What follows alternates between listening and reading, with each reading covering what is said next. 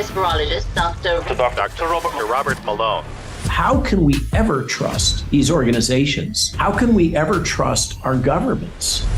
If folks are thinking that this is all over and it was just some benign mismanagement, I've got a bridge in Brooklyn to sell them. When the next pandemic comes, and it will, we're all really conditioned. If anybody said the word lockdown now, everyone knows the drill. And because of the psyops and the nudges now, when they want to do it again, most of the population will be so conditioned, even subconsciously, to snap back in line. There are people who are vaccine injured, and they have not been allowed to speak. They've lost their jobs, they've lost their livelihoods. I strongly encourage that we acknowledge these individuals. We work together in helping to discover and identify potential treatments and therapies so that they can be made whole and that they be compensated for the damages that they've incurred as a consequence of the policies that have been implemented. If people aren't willing to say this was wrong, if they're not willing to stand up for their rights, then this will become the new normal, as it already has. I spend most of my day talking about these issues, and we talk about property rights, and then lately I've been talking about digital property rights. Owning your digital property, which could mean your medical records, could mean your identity. And without property ownership, at the end of the day, there is no freedom. The good news is that at least we're seeing the threat and talking about it. Yeah, I hope people are listening now and are prepared. If you care about yourself and your children, it's time to get engaged and wake up.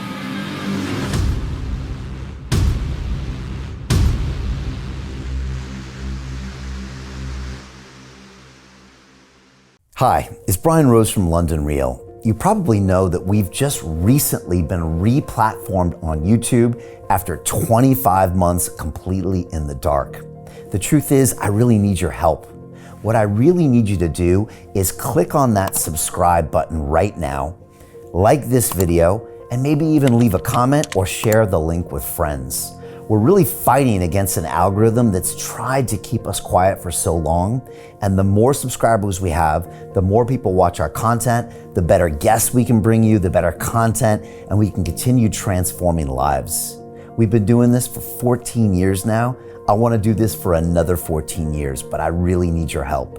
So click on that subscribe button, like the video, leave a comment, share this, and we're going to continue to bring you more and more great content. Thank you. This is London Real. I am Brian Rose. My guest today is Dr. Robert Malone, the internationally renowned physician, virologist, immunologist, biochemist, and author. You are credited as the original inventor of mRNA delivery and vaccination as a technology, and has spent much of the last 40 years working on vaccine development with extensive experience in drug repurposing for infectious disease outbreaks. You have submitted almost 100 scientific peer-reviewed publications and have been invited as a speaker at over 100 conferences. More recently, you have been subjected to censorship and defamation because you have criticized the U.S. government for its methods and standards of bringing vaccines to market in a safe and effective manner. You ultimately believe that we must demand transparency from our governments and big pharma, and that no person with facts or evidence should be denied the right to challenge, debate, or protest. Because of the real threat of censorship, can everyone watching this please share it to all of your contacts, social media channels, and Telegram or Signal groups before it gets taken down? And of course, the full unedited and uncensored episode will always be available at londonreal.tv/Malone. Doctor, welcome back to London Real. Hi, Brian. How are you doing? I'm great. Good to be here. I'm great. I think last time you were here, you were in London. It was just over 3.5 months ago. And, every time I blink, it seems like you have a whole host of new things to talk about.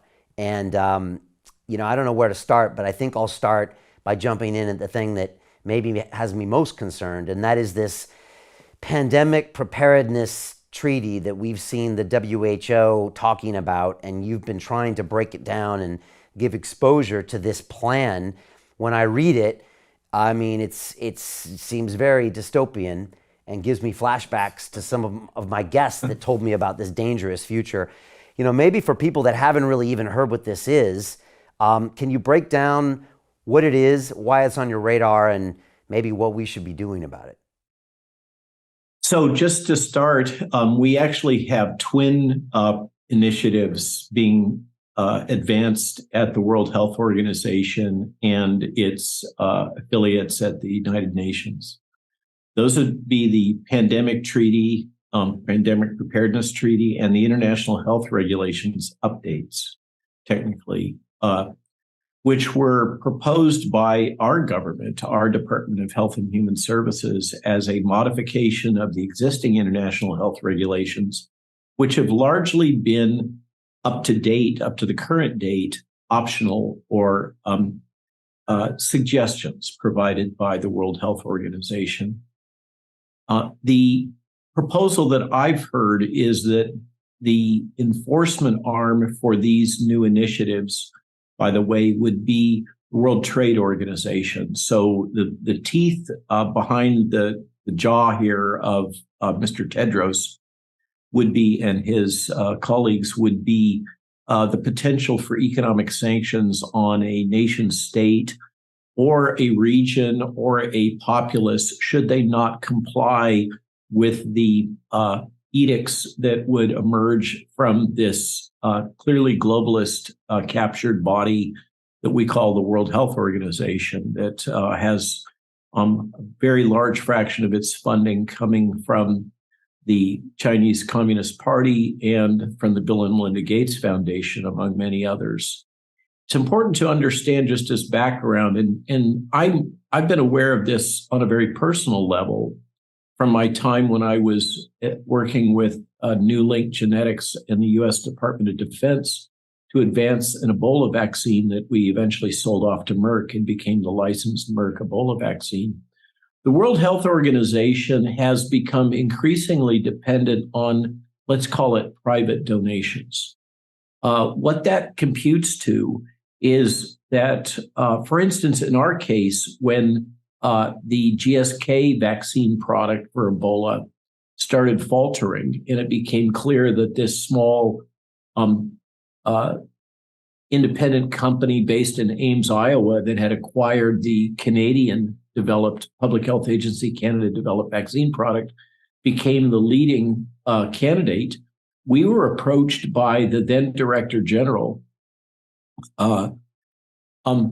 basically with a very clear-cut advocacy that now that we were the leader, we should make a large donation to the World Health Organization. It was basically a shakedown. The WHO relies on not just donations from nation states or from non-governmental organizations, but increasingly from pharma. And one of the ways that that game is played is that since they have a lot of open offices and unfilled need for full-time employees, what's done is that pharma will contribute FTE sponsorship to the World Health Organization, have a hand in choosing the personnel selected to fill those positions. And then those people function in a dual agency manner where they're representing the interests of the pharmaceutical sponsor as well as the interests of whatever they've been tasked with at the World Health Organization. So we can go on and on about the corruption within the WHO. It's well documented. And just to kind of put a capstone on that, I remind the audience of the fiasco that was the global health emergency associated with the monkeypox virus, which clearly demonstrates the arbitrary and capricious nature of Mr. Tedros' leadership when he first convened a group of scientists to evaluate whether or not there was a world health crisis associated with monkeypox. They determined that there was not. So he changed the composition of the committee and then reconvened it for another opinion. And that opinion came down as as I recall, 9-6 vote against declaring it a public health crisis or emergency. At which point, Mr. Tedros Ghebreyesus, doctor, determined that this was a tie, 9-6. And so he would have to break the tie and personally declare a public health emergency. Now, why does this matter for this new initiative having to do with a global pandemic planning treaty, although that's not the official language used in the United States, and the modification of the international health regulations? This new language in both of these documents would basically give to Mr. Tedros absolute authority to declare a public health emergency and to determine what the measures should be taken to mitigate that public health emergency. There's no constraints on what would constitute a public health emergency.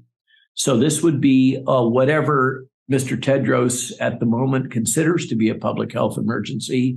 Maybe London has a public health emergency of too many Indian food restaurants. I don't know. It's whatever he determines. In the United States, of course, we're very concerned that he would determine that there was a public health emergency of gun violence and mandate actions that would be contrary to the First Amendment of the Constitution or Second Amendment of the Constitution. So what we have are a set of documents that are proceeding through various World Health Organization committees and also national oversight committees having to do with augmented authority and power and basically conceding sovereignty to a internationalist body that has treaty relationships and funding relationships with the World Economic Forum, Pharma, Bill and Melinda Gates, CCP, et cetera, as I mentioned. And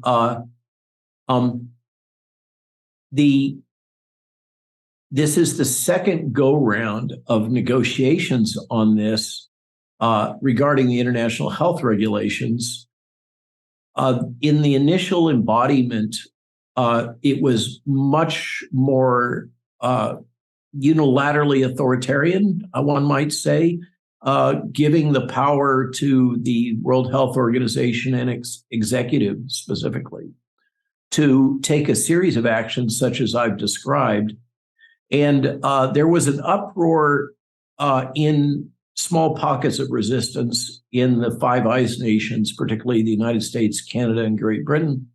But in particular, there was resistance under the former leadership of Brazil, some of the Latin American countries, and some African countries in the guise of concern about loss of sovereignty, because part and parcel of this is that not only would the World Health Organization and its leadership have the ability to declare an emergency whenever they feel fit, so inclined, and to declare what measures should be taken, ergo, which vaccine you should have to take, what medicine you should have to take, what treatment protocols your physicians would be allowed to deploy, all the kinds of things that we've seen deployed by nation states, particularly the Five Eyes nations over the last 3 years, would then vest with the World Health Organization. And by the way, to fund that, there would be a tax imposed on all of the nations that is a function of their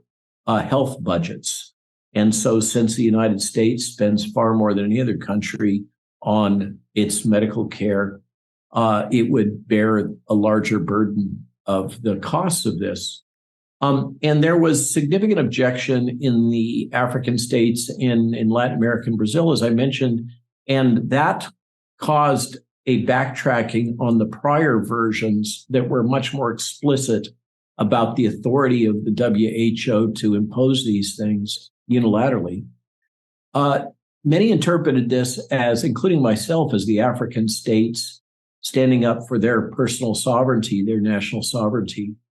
There is a opposing narrative that, in fact, the African states' primary objective was that they weren't getting enough of the goodies under these terms and conditions. And since that time, there have been a number of initiatives announced in Africa, including the build out of a new mRNA vaccine manufacturing facility. And so the skeptical among us believe that the African objections in the prior round may be overcome in the current round. So we may not be able to rely on that as we did previously. So in sum, we appear to have a sort of a power grab. That would be the pessimist version of this by a internationalist organization that has, I think most objective eyes would say, grossly failed in meeting its mission over the last 3 years. Been plagued by lack of transparency, corruption, and various forms of compromise. That now would be granted unilateral authority to both survey, the pessimist might say spy, on the activities of nation states, set up their own observation capability in independent nation states to be able to detect the emergence of a potential global health emergency. And there is a component of this that's forward-looking, so that they would not only be watching to detect emerging infectious disease or other public health emergencies, but potential public health emergencies. So this maps into the topic area of One World Health, where the WHO believes that its mission should be expanded to cover animal health, agricultural health, plant health, climate, etc., because it's all one global problem, and they're the ones to solve it with their unelected form of management. So that's kind of where this is all heading, and the key question is: has the train already left the station? And all we are is observers griping and sniping from the sidelines. I had the pleasure of being on Neil Oliver's GB News broadcast on Coronation Day, where we talked about this. And of course, because GB News now is scared of its shadow in the form of the BBC censorship organization, or national, I guess it's the National Censorship Board. I don't really understand this, but there it is. You guys seem to be going hell-bent for leather to mimic the situation in Canada, I guess. So when going on Neil's show, we weren't allowed to talk about the vaccines because that could get them into trouble. But we had, of course, the required, I guess, government-approved counterpoint person sitting in on this, who made the case that, well, the current language in the international health regulation modifications make it clear now that the intent is not to compromise the sovereignty of individuals or nation states, and has some softened language to that extent concerning the requirement versus the option to comply. But my counterpoint to this gentleman was, given our experience of the last 3 years, I find this soft and squishy wording unreassuring. I prefer to see very explicit wording saying that these will not be used to compromise the sovereignty of independent nation states, and that the World Health Organization will not have the option to implement unilateral policies superseding those that are determined by the leadership of each independent autonomous nation state. That's the kind of language I want to see. Not, well, maybe we don't really want to do this to you, but we might. I find after the last 3 years, any crack in the wall that they can squeeze their agenda through, I'm skeptical that they will do so, given the opportunity. And so what I want to see is a pretty well-built wall.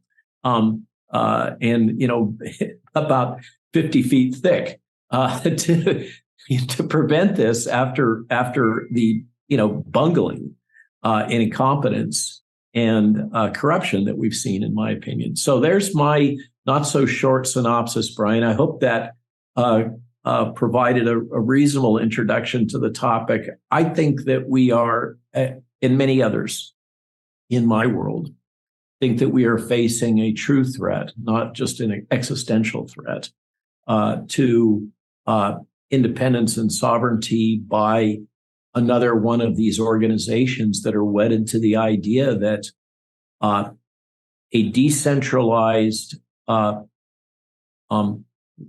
world governance structure comprising independent autonomous nation states is obsolete and inadequate for addressing global problems. And we must have a centralized command economy based utilitarian approach grounded in the thesis that the reason why centralized command economy utilitarian approaches have always failed in the past. And of course, there's many philosophical and political science terms we could apply to that. But the reason they failed is apparently they didn't have enough data. And if they only had enough data that they could feed into their new AI algorithms and spreadsheets, then centralized planned economies would work spectacularly. I suspect that probably you and your audience would disagree with that thesis. Yeah, well, I got a real crash course in what the WHO is and was kind of in April 2020. And I'd say maybe most of the world doesn't know much about it. It's got an amazing sounding name, the World Health Organization. And when you first heard about it back in 2020, you just assumed they knew what they were doing. Luckily, I was one of the few people that had various guests on my show that started breaking down the very, very dark side of what the WHO, from Tedros to the Gates funding and then the way it's continued to the CCP funding. And, at the time also, when YouTube was censoring me, they said, you can't say anything against what the WHO said. That was their de facto guideline at the time, even though they were actually... Absolutely. That stems from the BBC's Trusted News Initiative in part. Right. Okay. The Trusted News Initiative, which you have so kindly given to us being the rest of the world, courtesy of your BBC, defines misinformation as anything which is contrary to that information being shared by the World Health Organization or your national health authority. So whether it's true or false is irrelevant. What matters is only that you literally toe the party line. I mean, Stalin would be proud.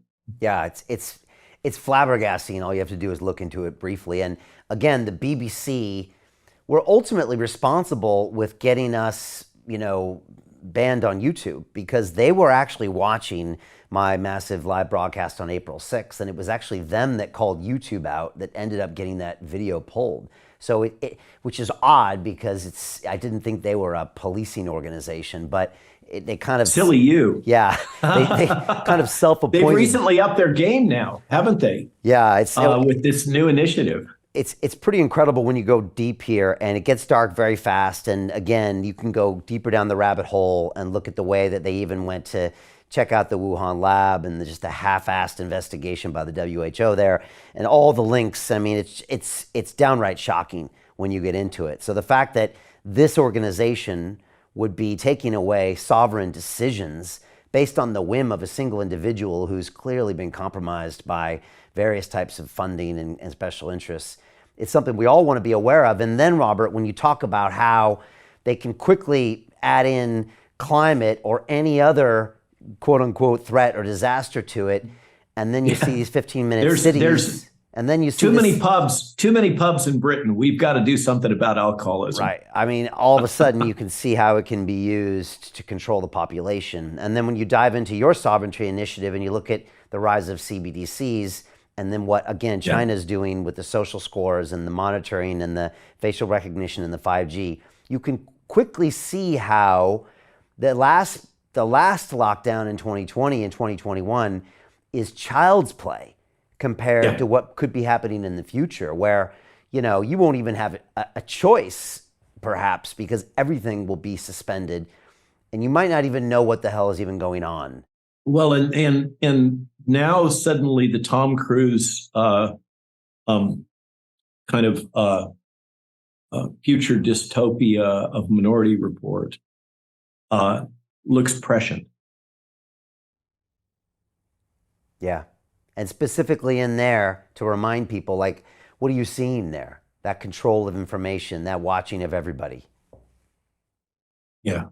So it's a truly the gift that you have given us, not just the Trusted News Initiative, you being British culture, of course, is Mr. Huxley and Mr. Orwell, who so presciently foresaw all of this and warned us about it in so many different ways. Although I'm not completely convinced that Mr. Huxley wasn't in part an advocate for a lot of these social mind control technologies.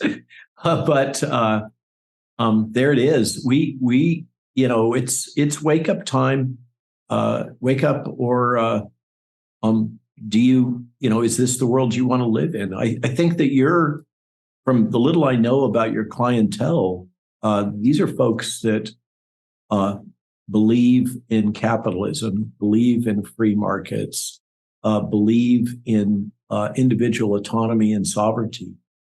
And as I mentioned on Neil, that seemed to be the quote that lit people up.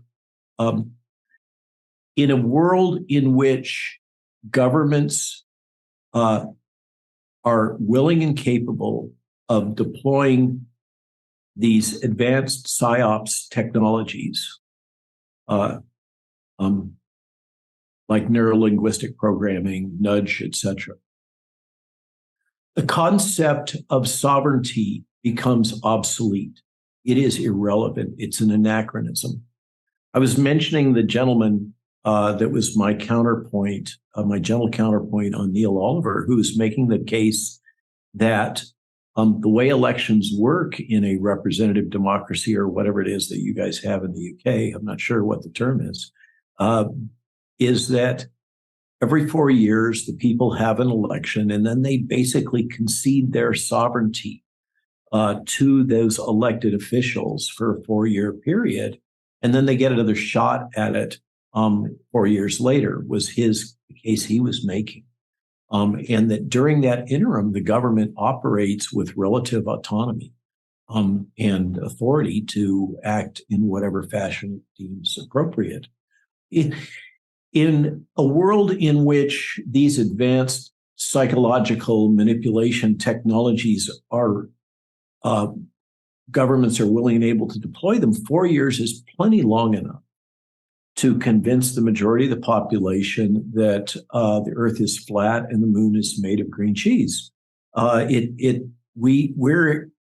This is extremely dangerous, because even though it may be that 5 or 25% of us who value our freedom are aware or awake of what's going on, that does not constitute an electoral majority. The vast majority of the population is readily manipulated by fear, as we've seen, and many other methods, and will go along with the authority figures quite readily. And where does that leave the likes of you, me, and those of us that are cut from the same cloth?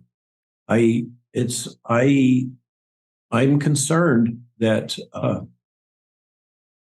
over the shorter term, we are facing some considerable challenges to our ability to live in a world that we have taken for granted. It's interesting because a lot of people aren't thinking about this anymore because they're traveling freely, they're not wearing masks, et cetera, et cetera. And, my guest back in 2020 reminded this kind of totalitarian tiptoe where they kind of take a lot of freedoms away and then give some back. And now we're all really conditioned. If anybody said the word lockdown now, everyone knows the drill. And if everyone knows the QR code and they know this, so we've all been kind of conditioned to a lot of these expectations. And because of the psyops and the nudges now, still the narrative, mostly here and probably in America, and I know you were just in Europe, and I'd like to talk about what happened in the parliament, but that is of, the shaming going on with the unvaxxed and, the gaslighting of the vaccine injured. And, it pretty much still is, like you said, 75, 80% of the population of the narrative supported by the media, as you mentioned, is what was done was basically right. And, when they want to do it again, most of the population will be so conditioned, even subconsciously, to snap back in line. And but I would say most people are walking around thinking that will never happen again. Good luck on that. As I recall, there was a poll in the UK about a month and a half ago that looked at how the population perceived these various government responses. And just before that poll came out, I had the pleasure of speaking with Nigel Farage in a couple of different venues, including CPAC. And then, of course, when I visited you, I visited him also. And I see Nigel as a bit of a mentor, as somebody who I can learn a lot from, given the battles that he's been through. And I always listen to what he says. He was making the case that the one clear government overreach that was undeniable was the lockdowns. And he was recommending that people, for political reasons, don't focus on the jab and the consequences and the toxicities and all that, because we can go around and around and you can pick your data, I can pick mine. But rather, we should focus on the lockdowns because that was unequivocal. And then a poll came out from the UK, as you probably remember, that I think it was Nigel's comment. I'm not sure if he was the one that made the observation that based on this poll, if lockdown was a political party in the UK, it would win the next election hands down and control the parliament. The British people, as you point out, have been clearly conditioned to believe a falsehood that the lockdown policies were safe and effective, when in fact they were enormously destructive, both life, property, freedom, education. We can go on and on and on. They were just, and no surprise, it was well embedded in the literature previously that lockdowns were not a solution to a public health emergency that now we also see in retrospect was overplayed, that it was not, I like to say, just by, to help people think about things. If this was Ebola, if this was a aerosol transmitted Ebola, and I happen to know that there was war game scenarios played out during the original West African outbreak, that if this was to become an aerosolized Ebola, we would see over 1 billion dead globally. And of course, Ebola is a nasty death. That did not manifest, thank God, and probably never will. Let's hope. But for the sake of argument, the truth is that the Merck Ebola vaccine that I helped work on is a nasty piece of work. You feel like you feel pretty miserable after you take that vaccine. Joint aches, fevers, all kinds of stuff. Okay, it's a nasty vaccine. In our business, the slang is it's hot, and people would line up to take it. If we had an Ebola-like outbreak that was truly a major global health threat of the type that was promoted, that we were told that this was going to be, people dying in the streets, mass graves, freezer vans full of bodies, blah, blah, blah, blah, blah. All that stuff that we saw that was hyped, that we now know almost all of it was propaganda.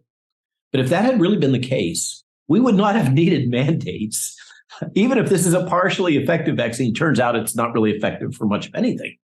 We're down to arguing about whether or not it has any benefits for long-term sickness, and death. But the data aren't even supporting that. But you would not have had to employ these methods if you had a true major pathogenic risk. That, I think, is one of the most troubling things to me, is how they got it so wrong about the risk that we were facing and use that to justify all these policies, including the economic ones. It is hard not to go down conspiracy row. When you confront the kind of gross overreaction to the nature of the pathogenic threat. And it's really hard not to conclude that there were multiple ulterior motives here at play.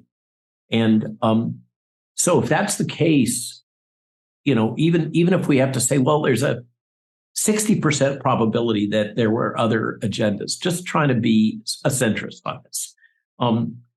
Personally, I think it's way more than 60%, but let's just say that it could have gone either way. Even if that's the case, how can we ever trust these organizations? Again, how can we ever trust our governments? And this gets to, they're having to be dragged kicking and screaming to transparency. Recently, we had, I think at the beginning of this week, some amazing disclosures from Australia, consequent to a Freedom of Information Act from a conservative MP. And of course, we had the lockdown files from the UK and the Twitter files from the United States and the various disclosures from Canada.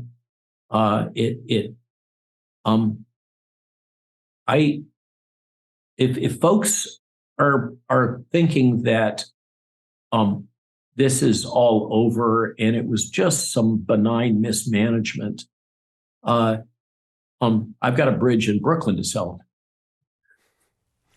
Yeah, and I hope people are listening now and are prepared for what's happening next, and also to make sure these things aren't happening with WHO. I want to ask you a little bit about any new vaccine side effects that you're seeing, and also what you were doing in the European Parliament, because I think you were talking a little bit about the vaccine injured there. So I have the benefit, I don't practice, just to be clear, I don't practice medicine, but I have the benefit of being on a weekly Zoom calls with a group of very competent, open-minded physicians that go by various names like Public Health Alliance or Global COVID Summit. They are discussing, there seems to be another surge right now going on. It may be influenza B. There seems to be another a variant of SARS-CoV-2 going around, but it's not as pathogenic. There appears to be, maybe it's more and more awareness of the vaccine injured and some of the more subtle nuances associated with that. Of course, the ones that are most concerning have to do with reproductive health. And that was something that was covered in the International COVID Summit, a different group, meeting in the European Parliament, was it 2 Wednesdays ago, or maybe it was 3, I'm not sure, time flies, in Brussels, where we had 2 speakers addressing reproductive risks, and then others addressing various other forms of toxicity, and a pathologist from Germany that reported on a case series of over 70 autopsies. As you'll recall, there have been major impediments to doing what is the classical quality control process in medicine, which is the autopsy. But we're finally starting to get those data. Let's start with the autopsy data first. One of the things that I found most striking was this, we've all heard about the blood clots And clearly, the spike protein interacts with ACE2 and TMPRSS. These are critical pathways in regulation of a bunch of biologic processes. And so it's no surprise that spike is a toxin. It's directly toxic. It's neurotoxic. There are many neurologic side effects that are being disclosed. But in one of the things that I had not seen previously that is being shown in this autopsy series is the damage to the small fiber bundles in skin that is widespread in these patients that have been vaccine damaged. And so there seems to be a widespread loss of basically skin integrity, the fibers in skin. And this causes accelerated aging is the gross appearance that you see, but it has a lot of other implications. So that was a new one.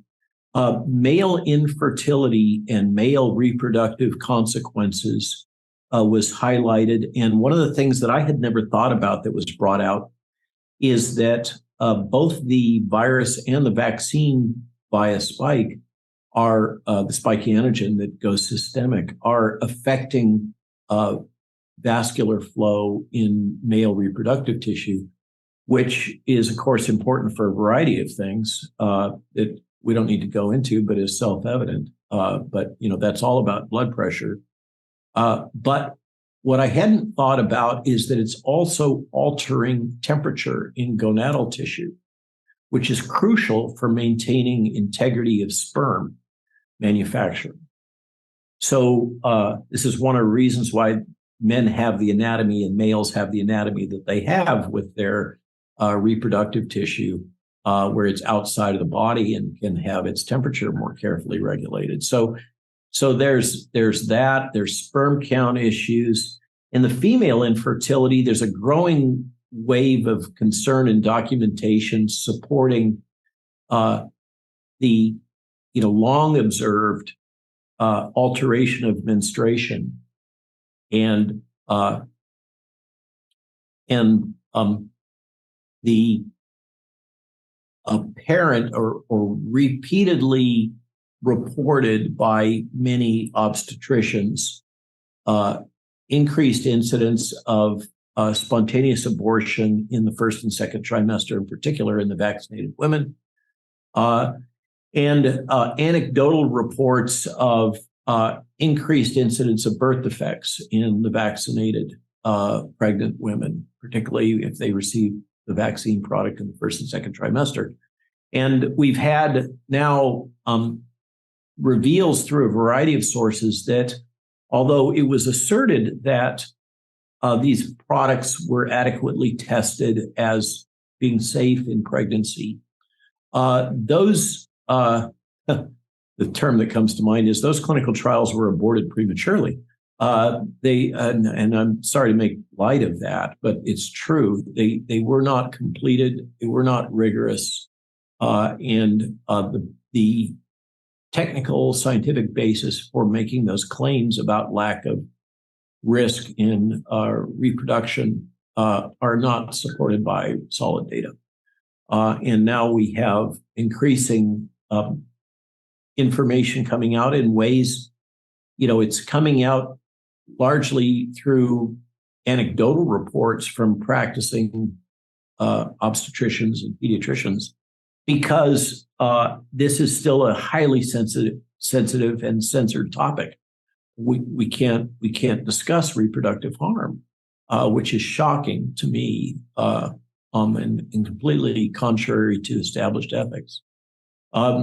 So the reproductive, and then we have the additional log on the fire from this young gentleman from Pfizer. I don't remember if we discussed it during my prior visit with you. This is the James O'Keefe, before it's actually what caused Project Veritas to blow up, quite literally.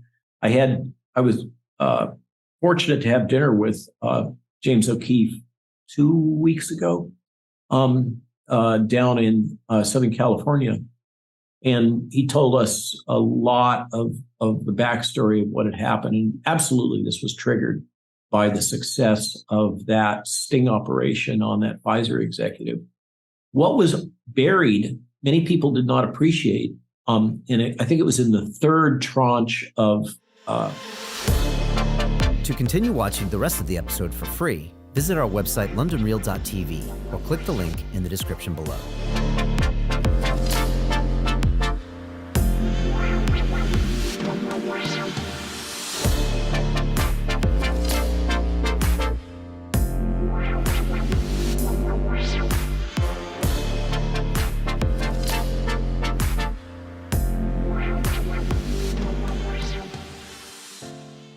So Jim Rickards has just recorded a video that's not available to anyone in the public, and he's going to be talking about how this upcoming recession is going to be fast, it's going to be bloody, it's going to be nasty. But at the same time, he's going to show you how you can position yourself to profit from all of this chaos.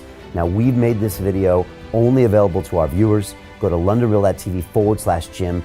Watch that immediately.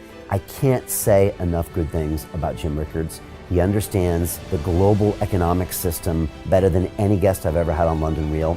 His predictions are almost uncannily true, and you can learn how to profit from his vision, from his expertise, and his understanding of economics. So go to londonreal.tv/Jim or click the link below. It's an excellent, excellent look on what's going to happen in the future and how you can position yourself to profit from that. Jim is one of the best in the business, one of my favorite guests on London Real, and he's very, very good at predicting the future and showing us all to profit from it. So click the link, and I hope you enjoy.